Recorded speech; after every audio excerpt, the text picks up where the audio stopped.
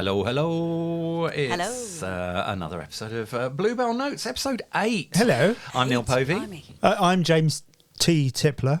I'm Josie. Does the T stand for the? Tiberius. James James Tiberius. As in Kirk. Some might say. So we'll call you Tibbs for short in that case. Today's episode being brought to you by a bowl of banana chips and some peppermint tea and a very wonky phone. You forgot to mention the lovely chockies as well. Yeah, Monty Bojangles. Is that what they're called? Yeah, vegan truffles. Oh, they're delicious. Absolutely love them. Very, very nice indeed. Coming up on today's episode, we're going to be talking a little bit about money and how this works in kind of roots music and roots music venues, charging for tickets and paying artists or volunteers that kind of prop the system up and so on. So we're going to be talking all around that, aren't we, really? Yep. Also, we've got an interview and some live music from our guest at the last Bluebell Roots, Erika Olson. That was lovely, wasn't it? And what a great set. That was really nice. Brilliant. So we'll be chatting to her and hearing one of her songs. Also, some music from Heather Martin, one of our floor spots.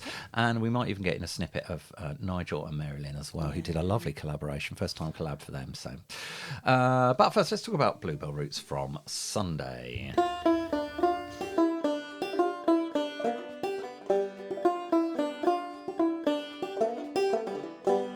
So another fine evening as one of the last in the kitchen. Yeah, our penultimate second to one. last, Our penultimate one in the kitchen. So we are sad to leave, but we're looking forward to our new home at the Village Hall when we come around to that. Jim, take us through who played in our first half. Oh, you know what? I hadn't prepared. You two talked about it. Yeah. And then I wasn't even listening. You said you'd got the names. I never said that. She said that. You said, have you got the names? I said, have you got the names? Well, this is a good start. Isn't Okay, it? well, but let me see if I can remember. Go on then, yeah. So we kicked off, obviously you did a song. Yeah, we did a song as the Three J's, didn't we? Yeah, with Jade. With Jade, yes. And then we had Andrew Melrose. Yep. Andy Melrose. Yep. Then who's recording his album at the moment? Recording his album with Long Way Home Recordings, Phil Jones. Yes, and Nicola Bloom. With Nicola Bloom. Yeah. That would be amazing. Then we had Colin Chapman, who's a regular Bluebell Roots attendee. And then we had people who had been once before, Chris Martin and Heather Martin, or Heather Martin and Chris Martin, and they both did a set each. Husband and wife, not a duo though, separate no, artists. not a duo, but I've met them both at folk clubs over the years and various things. And we're going to hear a track from Heather. Then, actually. Oh yes, we are. Yes, which we will do in a minute. Yeah, and then we had this lovely collaboration between Nigel Horn, who is again Bluebell Roots regular, lovely fingerstyle guitarist, and Marylin, who we've worked with in the past. She's played fiddle on one of our tracks. Yes, but usually people who come to Bluebell Roots regularly would only know Marylin because she's dishing up potatoes and she's salad doing the and stuff. It's usually a meal. Hiding her light under a bushel. Most often I see her chopping up leeks. It's either leeks or rhubarb. But it's all in the autumn. It's all in the bow action. She's like really good at chopping leeks because of all that bow work with the fiddle. Of course it is, yeah. That is the wonderful thing about Bluebell Roots, isn't it? And all events like this, that you get collaborations like that. Somebody will play and then somebody in the audience will think, actually, I could work well with that. And in fact, in our last episode with Andy and Kathy from T's Company, who did a little collab as well. Yeah, and it leads to things like that. Rob Abbott, for example, who'd been coming along to Bluebell Roots for all, and it kind of put him in touch with John to record his album. So that works really well, and I think that happened. That's not unique to Bluebell Roots. That's small music venues everywhere. I think. For sure, clubs. Well, that's what we were talking about last week, wasn't it? About the networking. Yeah, definitely. So let's hear then that track from Heather. Now, there's an interesting story behind this. Oh, yeah. I heard her play this song a couple of years ago, and it was about, she wrote it as a love song for Chris, because he was complaining that he hasn't got a love song written about him. Oh, I haven't either. And in a former life, he used to deliver aggregates to building societies, building sites, and so she was comparing him to MOT Type 1. Because it makes a great metaphor. What a great metaphor! A great base to start a relationship. That's right. It's all about the solid base, the foundation. Got married last year, didn't they? So it's perfect time to. Okay, so let's hear Type 1 MOT. Is it, or is it MOT Type 1? MOT Type 1. Oh, there's a lot lot more to it than that. Have a listen to the song. So I wrote a song about type 1. My past and my memories are just things that happened to me. Oh, hang on, I've forgotten the words. Wait a minute. Well, that just shows how good it is. Yeah, I've got it. My past and my memories are not the reality, just things that shaped me from when I began. The pain, the pleasure, the love and the losses have all helped to make me the person I am. They've all given me something if I choose to listen, when to think carefully, when to have fun. They created the base of the ground that I stand on, like MOT 823 granular sub-bass. This is your bit. You count 1, 2, 3. 1, 2, 3, and then you shout type 1. Okay, type 1. Type 1. Some things that happened were horrid and ugly, some a bit boring, some sheer delight. But whatever they were, however they caught me, they all helped to give me far clearer insight. I know when we met, you were something special. Perhaps I have finally met the right one. My decision was based on the path that I travelled, like MOT 823 granular sub-bass. 1, 2, 3, type 1. Hey, well done. You'd be amazed how many people can't count to 3. Type 1. Woo-hoo. Type 1. A man on the radio asked us a question. Who would you call when your world fell apart? Who would come running daytime or nighttime? I knew straight away from the depths of my heart that you were the one who would always be there for me. If I called out, you'd always come, and I hope that you know I'll be there to support you too.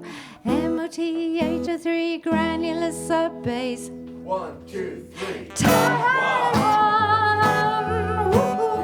Type 1. Oh yeah, type 1. I think you're a brilliant audience. Type 1, are you enjoying the flattery? Love's a strange business, not like the movies. All passion and drama, deceit and intrigue. I hope that you know I love you, my darling, with each hot cooked meal, with each cup of tea. I hope that you know when I wash your clothes, when I cut your hair and laugh with your son. For these are the things that the future is built of, like MOT 803 granular sub-bass. 1, 2, 3. Type 1. Oh, type 1. Oh yeah, type 1. Type 1. Type 1. Oh yeah. Thank you very much.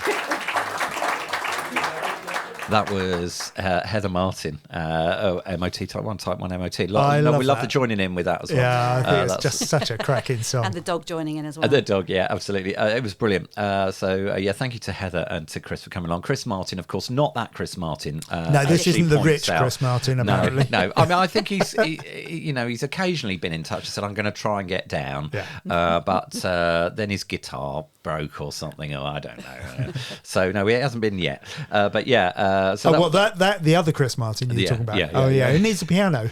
Yeah, we need to get him one of those. Yeah, it looks like it's been in a shed for 10 years. Yeah, I don't think we'd fit his team in the kitchen anyway. No. So. Do you know what? Just to go slightly off topic, but I think he would do it if there was a reason and he wanted to. He would do it, and he would come in and he would just play the piano and sing. Who knows? I get the feeling that actually that they can do that if they want to. Coldplay. Coldplay is, they're divisive in many ways. People love them, hate them. I quite like them. I thought their Glastonbury set last year was phenomenal, and they can do 80,000 people and fireworks and clever wristband colour things. or they can do intimate and tiny as well, which they also did at Glastonbury. They had a little tiny stage out in the audience. By the way, Milton Hyde could also do an 80,000 stadium, obviously. Because it gets boring playing to small audiences all the time. So just as for them, it gets boring playing to huge audiences. I think the difficulty you're going to have is the firework budget. Yeah, true. Well, if we get the Hailsham Bonfire Society involved. Have some drones instead. Quiet, silent fireworks. We could do some indoor fireworks at... some of those little Bluebell wiggly worms. That was a thing when I was a kid. I loved that. There's one, I remember there was one where you just lit a piece of paper and watched this piece of paper burn. It's like, that's not a firework. That would be our Spinal Tap moment, wouldn't it? Like Stonehenge. It's the firework display. Yeah. Let's do it. We're going to have pyrotechnics for the next Bluebell Roots. Super stuff. All right, so we talked very briefly as well about Marylin and Nigel Horn. Nigel's, I think, is an astonishingly accomplished guitarist. He does a lot of stuff. He does quite a lot of commercial stuff, doesn't he? He records stuff for TV program, film, and that kind of thing. But to hear him play live, he's a phenomenal fingerstyle guitarist. So they had a little collaboration. So it was just something that it just gave it another level, didn't it? It was we've heard that same tune last time. Yeah, and this sounded so different. Yeah, with the fiddle as well. Yeah, and I should say the same about Marylin, a very accomplished violinist. Yeah, she's threatening to come with her bandmates from Contraband. Which is the band that she plays in. Let's have a listen to just a snippet of this, and we'll talk about it afterwards.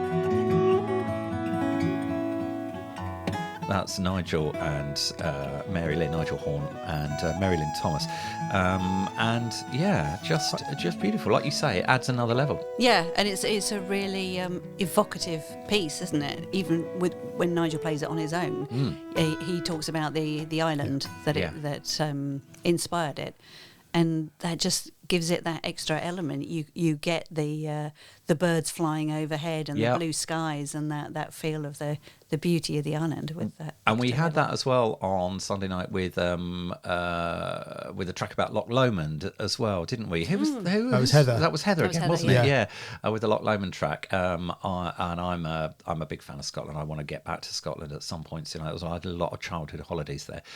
But actually, it sort of takes you off in another area, which maybe we can talk about in another episode, is how nature inspires music. Sometimes. That's a great We get one, quite a lot of that at Bluebell Roots, don't we? Particularly Nigel. Actually, he's very inspired by nature, as is Mark. Mark Woodgate did his Cookmere track on Sunday night as well, didn't he? Which was really right. lovely. Yeah, I loved that. I mean, he talks about going out there and going for a walk in the middle of the night with the stars, the Milky Way and the moon and so on, and then just looking down on the river. And I find that inspirational. Yeah. Nigel's got a track that he wrote about the Cookmere as well. You've got a Cookmere Valley track. Well, that's our local environment inspiring artistic efforts, if you like, and I think there's some mileage in that for a chat in another podcast. Yeah, just like painters get inspired by landscape. Poets, musicians, writers. It's a massive inspiration. Yeah, let's do it. Yeah, perfect. All right. Well, we'll talk about that another time. Okay. Right. Well, shall we move on to our main topic, I think?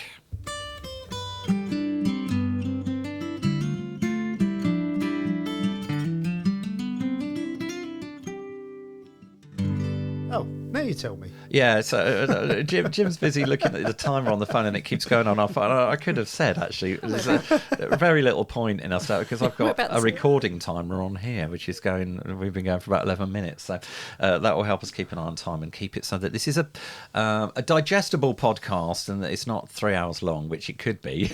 Yeah. If it was just you. Yeah. It's all these other people keep getting in the way of me talking about myself. Digestible chunks. Yeah, exactly. Talking of which. Oh, should we have another truffle? Another truffle. Yeah, I love another truffle. Now, you had a gig last night. We're going to start this bit off. We're going to talk about what we mentioned about sort of remuneration. I need to say remuneration. Yeah. Sorry, I'm going to just open this first. And then I'll pop it in a moment.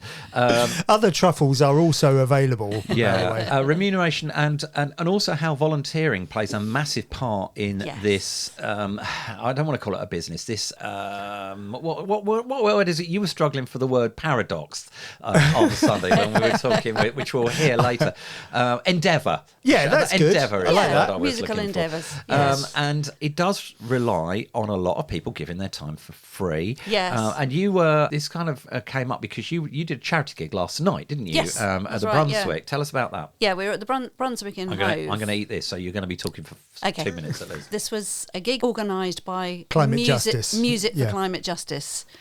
And it was a folk event, a fundraiser for Médecins Sans Frontières, MSF. And it was really good, actually, because they had one of the doctors there talking about it who'd been out there working. I'm not sure where he was actually working, but he was working as part of this organisation. In Sudan. It was in Sudan. Yeah, the whole evening was about Sudan and the conflict there. Yep. And there was a very moving talk about what's going on there. And the first performer was a refugee. Oh, right. From Sudan, who came over in 2019, having been imprisoned and tortured for writing a song. Wow.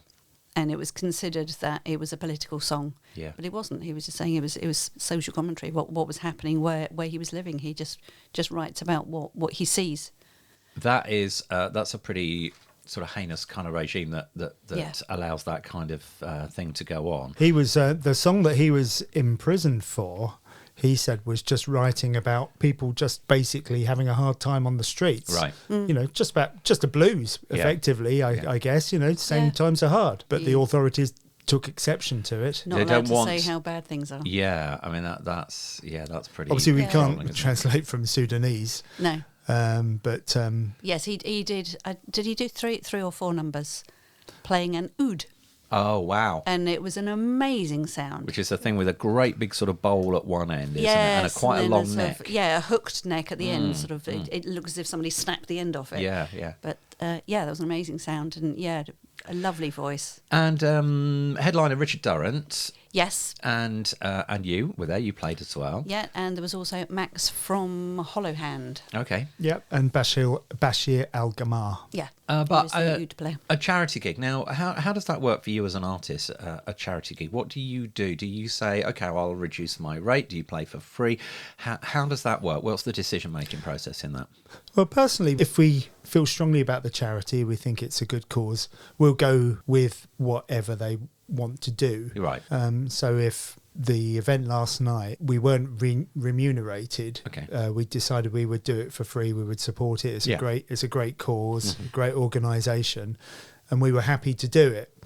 But we did also, the venue was involved, weren't they? They gave the venue for free, and all performers got a free soft drinks, and discount on food as well. Which is great. So the venue is actually, that's costing the venue something, as opposed to just saying, okay, you can use the room. Well, they had the sound engineer as well, and they're going to say they've got to pay staff at the venue presumably, unless the staff decide to give their time for free. So that's a donation on the part of the venue as well, isn't it? Yeah. So you are donating you are donating in kind. Yeah. There is no doubt about it. It's a donation. Yeah. And also it's part of the reason that helps to get people who are going to pay a ticket price in as well, which then raises money. So that's part of the attraction, isn't it? Which is... As a relatively... the advantage of it to an act that isn't so well known. Richard is well known, certainly in the area. Yeah. And as a virtuoso guitarist, we aren't so well known as Milton Hyde. But it was genuinely a good opportunity to play play in front of 80 to 100 or so listening audience. We do get stuff out of it. We sold some merchandise. And it's a local gig in a nice venue with a sound engineer. So for us it was fine. I think other musicians and artists do have to think about these things a lot more carefully. Richard would definitely have thought so because because it's his full-time occupation. He has to make a living out of it. We've been looking at the Musicians Union website, musiciansunion.org, I think it is. And in terms of what they would expect musicians to be earning for, let's say it's not a charity gig, but in terms of what a gig the would rates be. of pay. And if you think you've actually got the figures there, haven't you, Jim? I do, What is the general rate of pay for a gig like that? For a small venue gig, they recommend of a performance up to 3 hours. So that could be 40 minutes, or it could be 2 hours, could be 3 hours. That they would expect each musician to take £180 50p for the actual performance, and then you've got the other bits and pieces on top of that. So you've travel, got subsistence, travel time to get to the venue, plus fuel costs, subsistence, food, drink. Those and other bits and pieces, portage. You're probably the classic meme that you see on Facebook is the definition of a musician is someone who travels 500 miles to play a gig for 50p. You're lugging a £5,000 instrument or something. It is that. I mean, it's fair to say, people who are doing this seriously, you're not using cheap equipment. It does cost to maintain equipment as well. I know. So, for example, even at Bluebell Roots with the PA that we use, something went wrong fairly recently, and so you've got to there's a repair cost associated with that. And so musicians who are sometimes might be even providing their own PA, it's not an inconsiderable cost to be a musician. And people might think, you just turn up with a guitar. That's not the case. There's an awful lot underneath that costs musicians money. I mean, this conversation about the charity thing sort of leads on to general small venues, but it came about because Richard actually said last night, Durrant said, when Jan, the organiser, had said, the musicians are donating their time. And Richard actually said, as musicians, we're quite used to playing for nothing. And there is something in that. And none of us started playing music for money. I didn't pick up the guitar because I wanted to earn money out of it. I picked it up because I wanted to play the guitar and enjoyed playing music. And it would be the same for almost all professional musicians, I guarantee it. And that leads to another... coming away from the charity side, we were saying earlier, actually, just to finish off on that, perhaps a better way to do it would be, as we were saying, we should agree a fee with that organisation, and you agree how much of your pay you're going to donate back to the organisation. It's kind of a clearer and a better way to do it in many ways, I think. It's the way all of these things work, like Arts Council funding, that kind of thing. Anything that's involved in any of these projects, it all has a monetary value. It does. That if you're donating your time, it's a sort of a donation in kind. Everything has to have a monetary value from that point of view. And it's the same with any performance. I mean, it's in a way it sounds mercenary, but if you are a musician or a professional in the entertainment industry who is doing this as your sole income, I think it's important to account for that. I think, like you say. I think... it would be really good to get people's comments on this. Really, really like to hear from you. Definitely. So drop something into the comment box, or if it's on social media, leave us a comment wherever we post it, because we'd like to hear back from you. Primarily, it would be really good to hear from like solicitors and accountants, because obviously they do pro bono work very often. In fact, Erika mentioned it, didn't she? She wanted to. And I wonder how that worked, whether they invoice and then write the invoice off. It would be really interesting to get that kind of feedback. Because what other do people who run proper businesses do?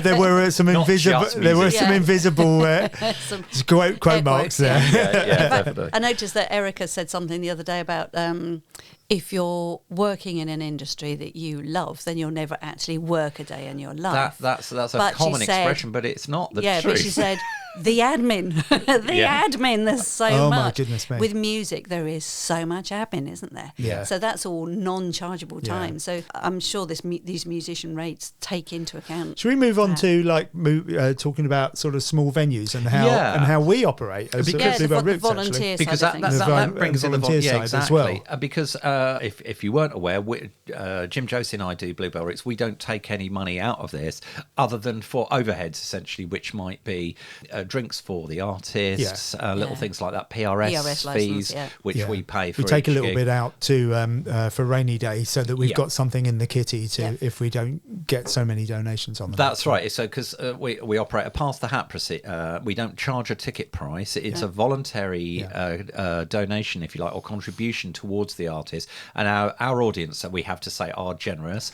And although we do suggest an amount that people could donate, we make it possible for them to pay online if they want to do that as well. And I think that's something we're going to be thinking about going forward, because our overheads are going to go up, aren't they? When we move into a venue that we're going to be paying a higher fee for, because very kindly Philippa and Michael have never charged us for the use of the venue there, because they're cooking some dinner and they're charging a fee for the dinner. Yeah, they're volunteering. They're volunteering venue, the venue. Absolutely, they could charge for the use of that. So, but this happens all across lots of music venues. This is how it works. It starts venues and festivals, of course. Yeah. This time of year, obviously, festivals are starting to gear up and push ticket prices. And I've seen on socials looking for stewards and volunteers. And I know we know quite a few people that have done that. Phil Jones, we bumped into Phil and Wendy down at Purbeck Valley, didn't we, last year? They were stewarding there, and were telling us what their duties were. I've never done it, but I do know people who've done it, and there's a payoff, because although you're not being paid, you get into the festival for free. Well, they're expensive things to go to. They are. I mean, it's not cheap to go to festivals, and so quite often, if you've got, say, 3 8-hour shifts, but you can spend 4 to 6 hours of your day as well watching artists that you like play, then that's your pay on that day in that sense. But there's an awful lot, like you say, in small venues, but in bigger endeavours as well, festivals as well, and a lot of people that just basically volunteer because they love it. It comes down to the love of it. We play folk clubs and small venues, don't we? All over the country. And they're all run by volunteers, aren't they? All volunteers. Yeah, all volunteers. And very often they'll be in a venue that will be a back room of a pub or something, and the pub's getting the revenue from the drink sales. But sometimes they're not. Sometimes they have to pay for the venue, and that comes out of whatever goes into the pot. Yeah, hence the raffles. You get a lot of raffles at folk clubs, don't you? I love the Railway Roots raffle, don't you? What do they raffle?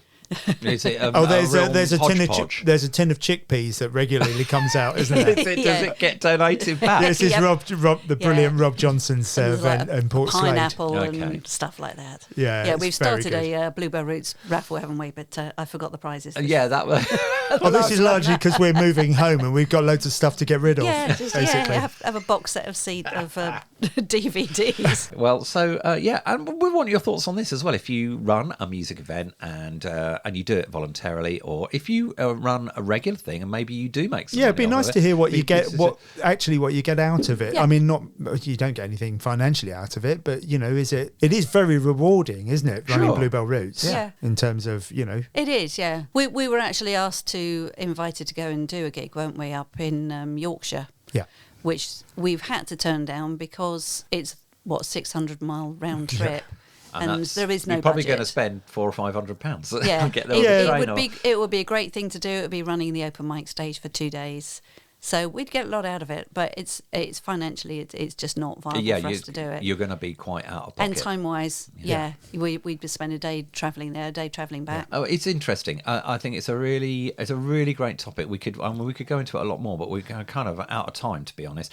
And we need to talk about Erika and talk to Erika Olson. Yeah, so, I think we'll come. I think we'll come back to this in terms of in a future one, and talking about what musicians charge for small, what they expect to get back for small venues and stuff. Absolutely. Yeah. All right. So your thoughts, always welcome, as Jim said earlier, with the your thoughts on running a business, but also your thoughts on volunteering side of things as well. Pop it in the comments below the podcast or on the social media, wherever you've seen it and listened to it. And don't forget to follow on Mixcloud if you make an account, and you can follow us, and then you'll just get a notification every time we put one of the podcasts up. It's about once a month. So it's, one notification a month, I think, is dealable with, isn't it? I think. All right. Let's think about Erika Olson.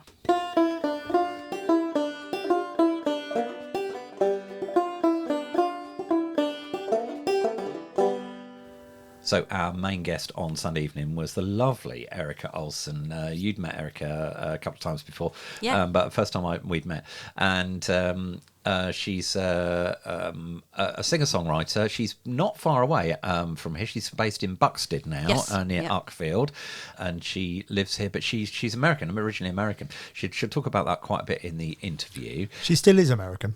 Oh, that's true. She's not. She was not that she was American. No. Let's have a listen to the chat that we had with Erika.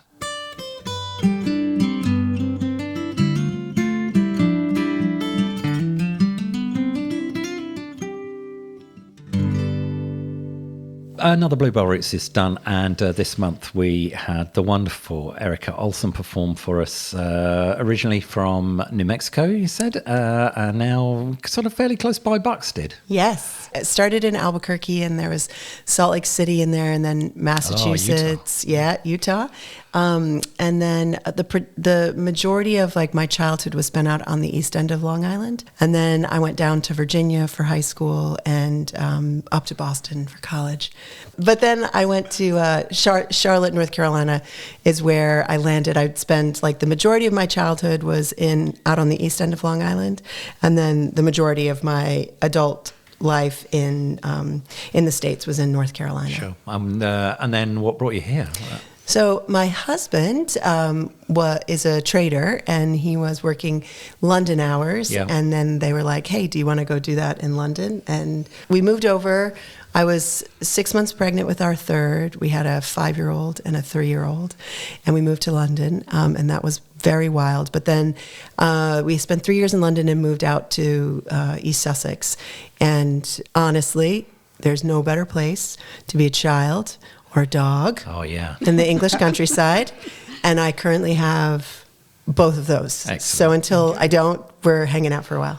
But a big switch in career for you as well. So you said at the beginning of the evening, recovering attorney, and now singer-songwriter. I mean, how do the two compare? It's a pretty trite question because they don't really. Well, why did that come about? But they do. They kind of I was going to say, or do they? Yeah. So is it? I can't remember I think of it as the Venn diagram. Where do your interests overlap, right?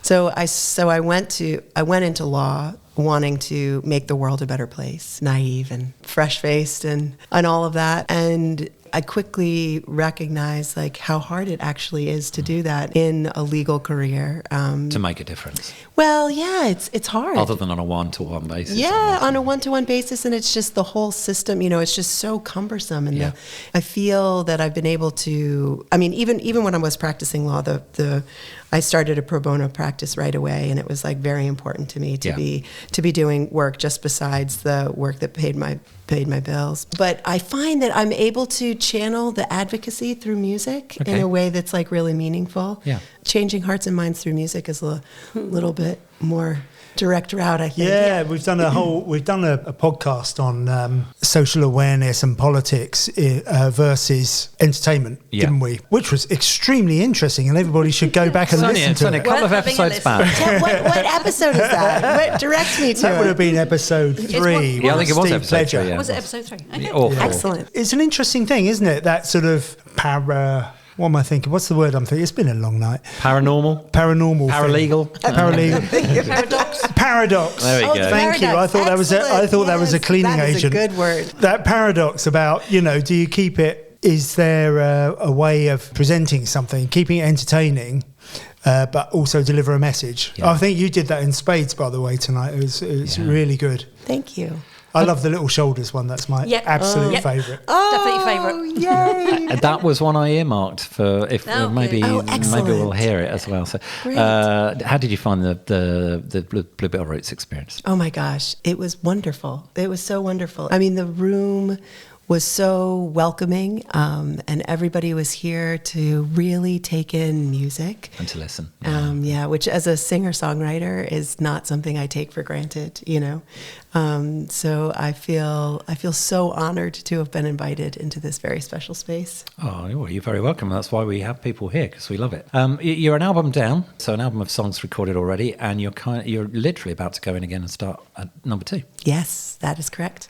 I'm heading up to Blue Point Studio in Manchester next week. Oh wow! Yeah, I'm super excited. My producer Johnny Wright, who I worked with on the first album, he and I are going to. He's daring to do it again. Okay. We think our friendship is strong enough to withstand another album. I was interested to hear you say that you've been doing co-writing for this one. So is there lots of other people involved on this particular album? Yeah. So I found this past year, 2024 was a lot about performing for me.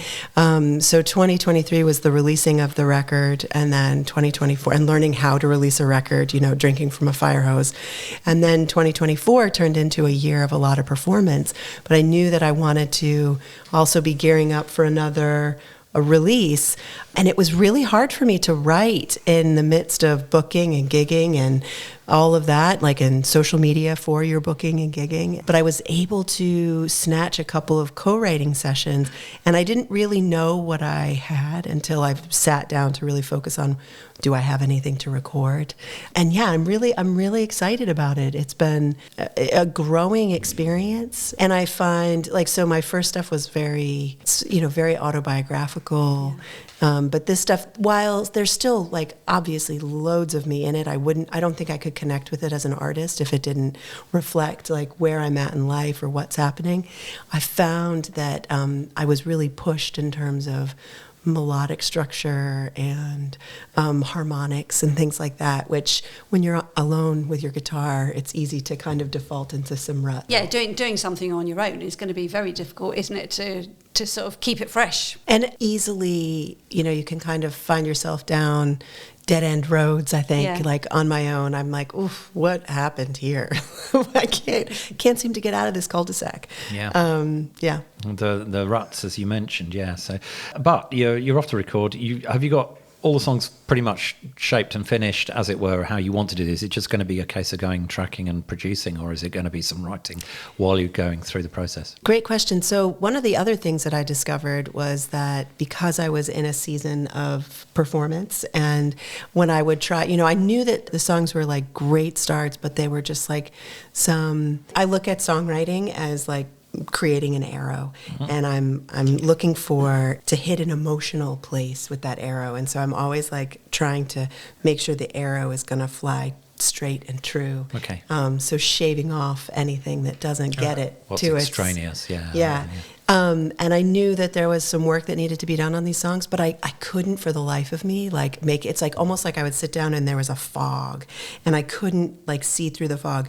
But suddenly, when I have the deadline of you are going to the studio, I was and I had to sit down over the last couple of weeks. I'm look at that fall into place. There it is. Oh, so it was amazing. It's also, I think it's a recognition of look, I've had several friends who recommend looking at artistry, singer-songwriter, the singer-songwriter life as a farmer, Right. And you look at the different seasons. Yeah.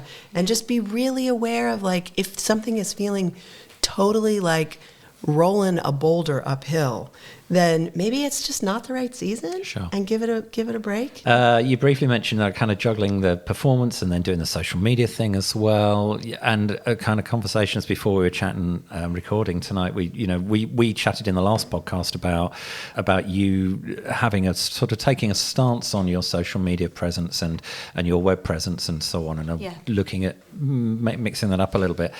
Social media can be a bit divisive at the moment. So I was just at a conference in London, and industry is like very much on social media. Like it's like where, you know, it's particularly, it feels like Instagram right now is where that's happening. So, you know, there's a lot going on socially around social media, and for me also, like juggling. I'm the primary caregiver for our 3 children, and I kind of swim through what I want to share, what's important, and it just, the current climate of where the big tech are placing their priorities, it makes it all the more critical for me to evaluate how does this align with my values, and what am I going to do about it? And as a mother as well, because you've got 3 young children who are going to be, you're going to be navigating it with them and for them as well. Yeah, we've been I feel really lucky, given the amount of information that's come out behind, you know, the psychological pieces that are built into the algorithms, and I feel like that gave me a lot of ammunition, for lack of a better word, early on with my children to say, this is not going to happen for you. Like, you are not going to be on this. Right. So my kids, we've waited as long as possible for them to have a phone. We've specifically gotten phones that only have calling, texting, and don't have any internet available. So how is that going to leave you as an artist, to promote yourself? As an independent artist, we know that it's really hard work to get yourself out there. We are looking at what we're going to do in terms of walking away from Meta. So have you got any ideas of going forward in terms of how you're going to approach making those steps as well? I've been working on building an email list. I think that's like essential, particularly. I mean, I think any artist, like owning that contact. I'm not really comfortable with the phone. I know that some people, I don't like to be communicated with over the phone. So that's like my benchmark, right? Like how do I want to hear from people? And I've been really diligent at minimizing, being sure that the people I actually want to hear from, I'm hearing from. So for me, I think an email list is like really essential. So I'm experimenting with that, you know, because I think it comes down, like, as artists, I think part of it is curation. You know, what makes us the artist? What's our taste? I think taste is a big part of artistry. And so I'm trying to figure out how to translate that into like meaningful communication with people who want to stay in touch. And I was going to say, I'm going to now ask you to be all hypocritical and tell us exactly where we can find you on the website, which I will do. Of course. But before we do that, actually, and looking to the future, more gigs coming up? Yes, I have some gigs. Actually, I just was booked to do Banbury Folk Club in March, which I'm really excited about. Oh, great. Yeah, I played there this past summer. And look out for the cheese stall in Banbury Square. Okay. Is it the best cheese ever? Well, we're cheeseaholics in my household. Okay. It's easy to overspend. Take your credit card, is what I'd say. Or hide the credit card. Or marry a trader. Well, he married a lawyer, to be fair. Yeah, true. Who's that? I did kind of switch horses on him. And what's the plan for trying to get the album out? You're recording, obviously, before the end of the year? Yeah, ideally. Yeah. But, I mean, Johnny and I and Time are like a funny... we don't make a really good 3 bedfellows like Time and So, yes, that would be ideal, but we'll see what happens. So for people who want to know more, where is that place you would like them to go, obviously, to sign them on the mailing list? I would love for them to check out my website where they can sign up for my mailing list. It's Erika Olson Music, and that's ErikaOlson Music. Yep. And I am still on, I'm at Erika Olson Music on Instagram, and I think it's like official Erika Olson on Facebook or something, I can't remember. I will probably maintain a presence, but I will be directing people to communicate with me. Which is kind of what that's what we were talking about in the last podcast, wasn't it? It's fabulous. Thank you so much for travelling down to see us and play for us tonight. We've thoroughly enjoyed it. Good luck with the recording, and come back and let us know when the album's out. And good luck with all of that. Thank you so much for having me. It's such a pleasure.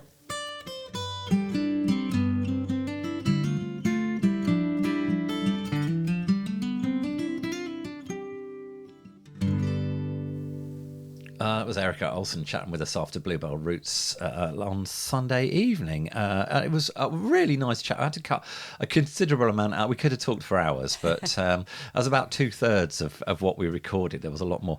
Definitely check her out with her web links and so on as well. Now, we recorded all of her set live. We all three of us, we mentioned it in that interview, don't we? We all chose that one track. Is it something to do with being parents? I guess so. I mean, we haven't got a daughter, but it's. I think it's particularly poignant for people with a daughter. Girl. Yeah. And the song was absolutely lovely, and it's called "Little Shoulders." Let's hear that now. This one's for my girl. Jim and Joe were there at Purbeck. I brought Izzy. I brought my daughter with me to Purbeck Rising, the Purbeck Rising competition. It was just the two of us. And I have to tell you, the videos that she took of that weekend, like, I will cherish. They will go in a vault. Like, they will never, I will never lose them. I will back them up in the cloud forever and ever and ever. Because she's sitting there, like, recording me on stage, singing the songs. But the fact that we had that moment, I was just like, oh, gosh. I mean, these kids, I tell you. Okay, so this one's for her. She floats to the kitchen, jeans hugging on her 4-foot frame. A sleepy stare, a mop of hair, craves my embrace. Grateful to pull her close. Close the latest news. Plastic oceans, raging fires, a world she'd never choose. My arms fold round her shoulders and hug her bird-like bones. Tender wings will carry her to a future so unknown. Little shoulders are stronger than they look. They'll move the mountain we never could. Little shoulders will save the world. The little shoulders of my little girl. The little shoulders of my little girl. She's a girl who knows her mind and stands for what is fair. On the playground, skipping ropes with teddy bears. Right now, I'll hold her close, keep her steady. The fight will soon be hers, and she'll be ready. Little shoulders are stronger than they look. They'll move the mountains we never could. Little shoulders will save the world. The little shoulders of my little girl. The little shoulders of my little girl. If the storm swallows you like daddy's shirts today, close your eyes, feel your faith, slowly find your way. Sing, dance, be one with joy. Play the lost in the sacred chord. Catch the moon in your wings as you soar. Little shoulders are stronger than they look. They'll move the mountains we never could. Little shoulders will save the world. The little shoulders of my little girl. the little shoulders of our little girls.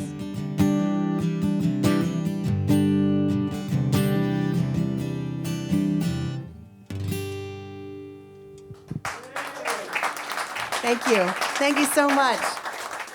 That's Erika Olson and Little Shoulders. I could just listen to her all evening. The voice is phenomenal. Yeah. It's just absolutely lovely. And there's because often people will sing with an American accent. You don't do that. With your singing is your authentic voices. But if I tried to, my American accent would be so rubbish. So Erika Olson, check out her website, as she said in the interview. Go and support her if you live somewhere near where she's playing. Go and tell her that Bluebell Roots sent you. She's got a mailing list, so do sign up to her mailing list. For that. So that's quite you can hear important. about where she's playing. Absolutely.